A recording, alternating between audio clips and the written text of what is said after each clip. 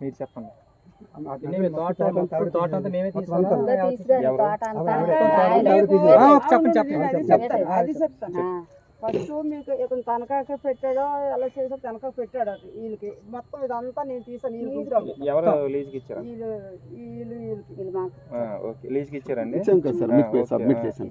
నేనే తీసాను. ఒక వీళ్ళు అయితే దగ్గర ఒక 15 సంవత్సరాలు లీజు మొత్తం అమ్మా, మొత్తం భూమి అంతా ఉన్నా మొత్తం భూమి అంతా ఇప్పుడు తీసాను. కాయలు ఇప్పుడు వీళ్ళు ఎడమేసుకున్న తర్వాత ఇప్పుడు నేనే తీసాను కదా ఈ కాయలు మొత్తం నాకు ఇచ్చిపోవు నీ కాయలు ఇప్పుడు నడిచి తీసుకున్నాను. మళ్ళీ ఈ ఓట నేను దగ్గర ఒక 20 సంవత్సరాలు తీసాను కాయలు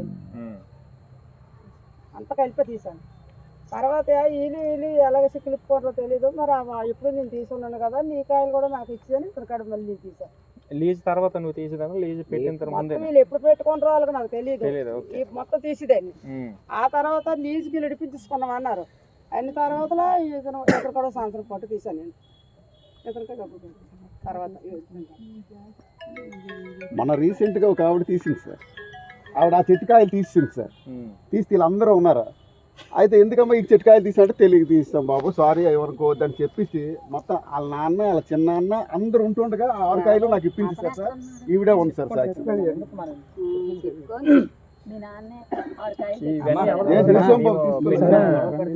సర్వేకారులు తీసారు. ఎవరు తీసారు?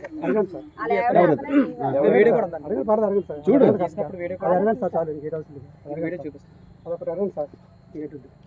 కంప్లైంట్ చేసాను.